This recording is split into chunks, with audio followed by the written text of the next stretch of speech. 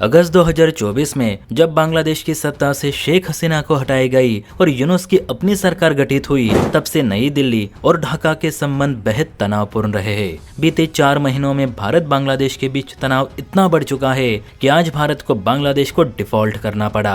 जी हाँ दोस्तों, हाल के दिनों में भारतीय अधिकारी और भारतीय मूल के हिंदुओं के साथ जो बर्बरता वाली घटनाएं घटी, उसे देख भारत का ये कदम उठाना लाजमी है। मैं तो कहूँगा कि अनिवार्य हो चुका था, क्योंकि बांग्लादेश के कट्टरपंथियों ने भारतीयों के साथ जो अमानवीय हरकतें की, अब बांग्लादेश की जनता की हालत भी कुछ इस तरह की होगी जो इस तस्वीर में आपको दिख रही है। जी हाँ, जब कोई देश किसी देश को डिफॉल्ट करता है तो उसके गंभीर परिणाम उस देश को भुगतने ही पड़ते हैं, खासकर सामने वाला देश ज्यादातर भारत पे निर्भर करता हो तो चलिए पूरी वीडियो को विस्तार से समझते हैं। देखिए, उस्मान हादी के मौत के बाद बांग्लादेशी लोगों ने जो भारत के साथ अपनी बर्बरता दिखाई, उसे देखने के बाद भारत ने भी बांग्लादेश के साथ अपनी सेवाएं, व्यापार, आयात निर्यात, इवन उड़ानें तक सीमित कर रखी है। बांग्लादेश के प्लेन्स को तो फिलहाल इंडिया आने की परमिशन तक नहीं है, जब तक कि अगले ऑर्डर्स नहीं मिलते। आप सभी जानते होंगे कि हाल ही में भारत ने बांग्लादेश को प्याज बेचना शुरू किए थे।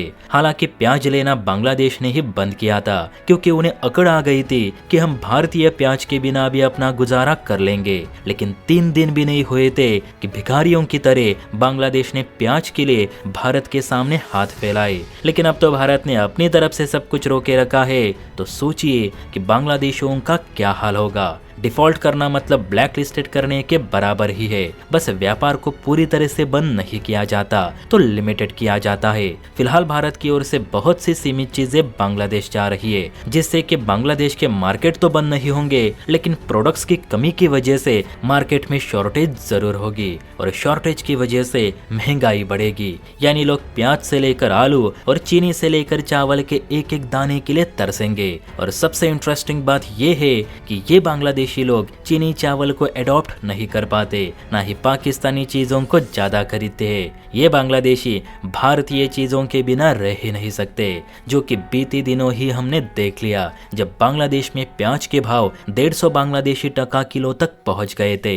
भारत ये सब इसलिए भी कर रहा है क्योंकि यूनुस ना तो भारतीयों को सुरक्षा दे रहे, ना ही अत्याचारों को रोक रहे। उल्टा भारत पे इल्जाम लगा रहे कि भारत में बांग्लादेश के दूतावास सुरक्षित नहीं, तो भारत भी हमसे उम्मीद ना रखे। देखिए दोस्तों, इन्हें सब कुछ देकर भी ये ऐसे ही जहरीली बातें करते हैं, और ऊपर से इन्हें भारत से सब कुछ सस्ते में भी चाहिए। तो क्या आपको नहीं लगता कि हमें बांग्लादेश को ब्लैक लिस्टेड करने के बजाय सीधे बैन ही कर देना चाहिए, जैसे कि इजराइल ने पाकिस्तान को बैन कर रखा है? इस पर आपकी क्या राय है, नीचे कमेंट करके जरूर बताइए। और हाँ, वीडियो अच्छी लगी हो तो बेल आइकन प्रेस करके चैनल को लाइक एंड सब्सक्राइब जरूर करें।